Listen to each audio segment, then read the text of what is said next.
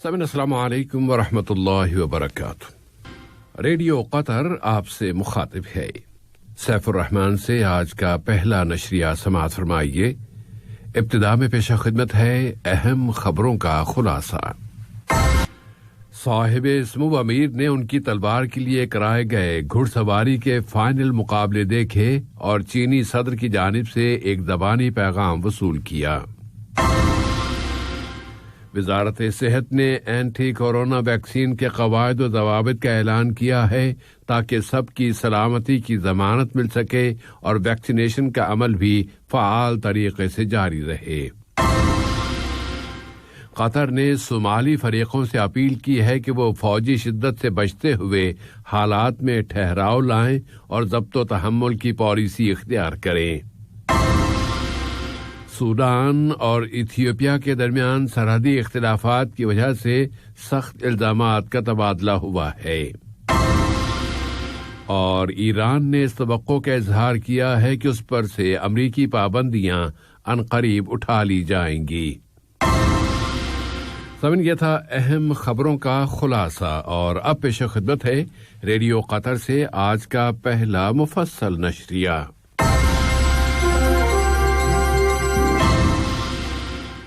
بسم اللہ الرحمن الرحیم۔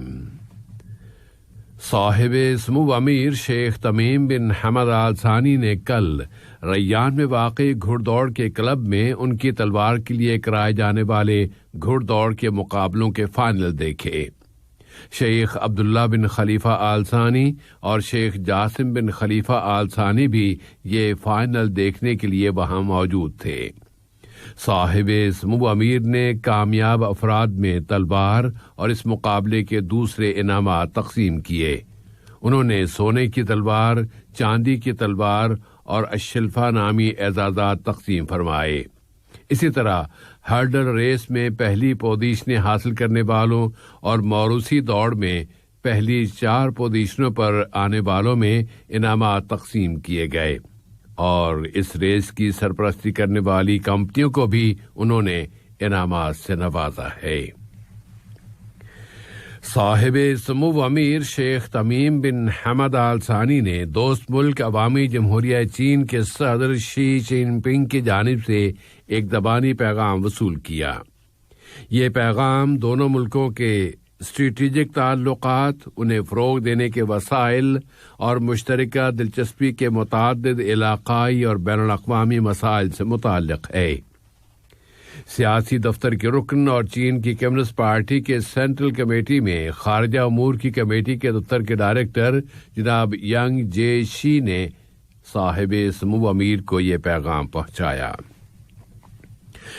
نائب وزیر اعظم و وزیر خارجہ شیخ محمد بن عبد الرحمن آل ثانی نے قطر اور چین کے درمیان منفرد اور مختلف شعبوں، خاص طور پر اقتصادی اور توانائی کے شعبوں میں فروغ دینے پر یہ تعلقات اور دونوں ملکوں کے درمیان تجارتی تبادلے میں اضافے کا ذکر کیا ہے۔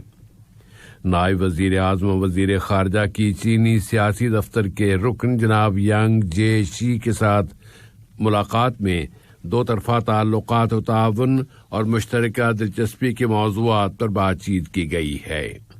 انہوں نے چین کے سیاسی دفتر کے رکن کو قطر چین تعلقات کو 32 سال مکمل ہونے کی مبارکباد بھی پیش کی۔ کورونا وائرس کی تازہ ترین صورتحال بتاتے ہوئے وزارت صحت عامہ نے اعلان کیا ہے کہ ملک میں کورونا وائرس کے مزید 449 مصدقہ کیسز رجسٹر ہوئے ہیں اور مزید 420 بیمار اب صحت یاب ہو گئے ہیں۔ اس طرح اب تک ملک میں شفا پانے والوں کی تعداد 1,49,740 ہو گئی ہے، اور اس کے ساتھ ہی ساتھ وزارت صحت یہاں کے شہریوں اور مقیم باشندوں کی ایک ساتھ ویکسینیشن میں بھی توسیع لا رہی ہے تاکہ سوسائٹی کو اس وبا سے محفوظ کیا جا سکے۔ وزارت صحت نے قطر نیشنل کنونشن سینٹر میں ویکسینیشن کے قواعد و ضوابط کا اعلان کیا ہے تاکہ وہاں بہت آسانی کے ساتھ اور نہایت فعال طریقے سے ویکسینیشن کا عمل جاری رہے۔ وزارت صحت نے بتایا ہے کہ کیٹیگریز کے حساب سے اس وقت ویکسینیشن چند مقررہ کیٹیگریز کے لیے مخصوص کی گئی ہے اور اس مرحلے میں وہاں تمام اسکولوں کے سٹاف اور دفاتر کے عملے کو یہ ویکسین فراہم کی جا رہی ہے۔ وزارت صحت نے بتایا ہے کہ مرحلہ وار طریقے سے اور بتدریج ویکسینیشن کے لیے میسیجز کے ذریعے بلایا جا رہا ہے۔ اور اگر اس وقت باقی دنیا پر نظر ڈالیں تو دنیا میں ویکسینیشن کی تعداد میں اضافے کے ساتھ ہی تازہ ترین اعداد و شمار کے مطابق دنیا بھر میں کورونا وائرس سے متاثر ہونے والوں کے تناسب اور وفات پانے والوں کی تعداد میں کمی آ رہی ہے۔ صحت کی عالمی تنظیم WHO نے کہا ہے کہ یہ ایک مثبت اور پازیٹو تبدیلی ہے۔ ادھر روس نے برڈ فلو وائرس کے پہلے انسانی مریض کی رجسٹریشن کا اعلان کر دیا ہے کہ برڈ فلو کا شکار ہونے والا یہ پہلا انسانی کیس ہے، اور اس نے صحت کی عالمی تنظیم کو اس اہم انکشاف سے آگاہ کر دیا ہے۔ دراصل روس کی وزارت صحت نے کورونا وائرس کووڈ-19 کے خلاف ایک اور تیسری ویکسین کی رجسٹریشن کا بھی اعلان کر دیا ہے۔ اس نئی ویکسین کا نام کوفی فاک رکھا گیا ہے۔ روس کے وزیر صحت جناب میخائیل مورشکو نے بتایا ہے کہ اس ویکسین کے کلینکل ٹرائل کے ذریعے یہ ثابت ہو چکا ہے کہ یہ نئی ویکسین اس وائرس کے خلاف کامیاب ہے اور اس کا استعمال پرامن ہے۔ قطر صومالیہ میں استحکام کی بحالی کے لیے مسلسل مدد کر رہا ہے اور اس کی اپیل ہے کہ وہاں حالات کو پرسکون بنایا جائے اور بات چیت کے ذریعے مسائل کو حل کیا جائے۔ قطر کی وزارت خارجہ نے اپنے ایک بیان میں گزشتہ 2 روز کے دوران میں صومالی دارالحکومت مقدیشو میں پیش آنے والے واقعات پر اپنی انتہائی اور گہری تشویش کا اظہار کیا ہے۔ اس نے صومالیہ کے تمام فریقوں سے اپیل کی ہے کہ وہ فوجی شدت سے بچتے ہوئے حالات میں ٹھہراؤ لائیں اور ضبط و تحمل کی پالیسی اختیار کریں۔ قطر نے زور دے کر کہا ہے کہ تمام اختلافات کو پولیٹیکل ڈائیلاگ اور پرامن ذریعوں سے حل کیا جائے تاکہ برادر صومالی عوام کی سلامتی، استحکام اور ترقی کی امنگیں پوری ہو سکیں۔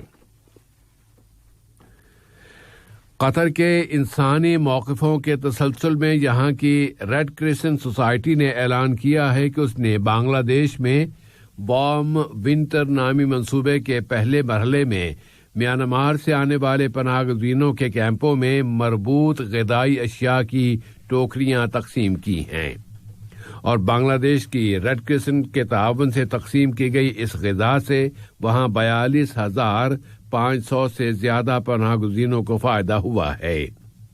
اس نے بتایا ہے کہ اس وقت اس منصوبے کے دوسرے مرحلے کے لیے غذائی اشیاء سے ہٹ کر سردیوں کے موسم میں استعمال ہونے والی دوسری اشیاء کے پیکٹس تقسیم کے لیے تیار کیے جا رہے ہیں۔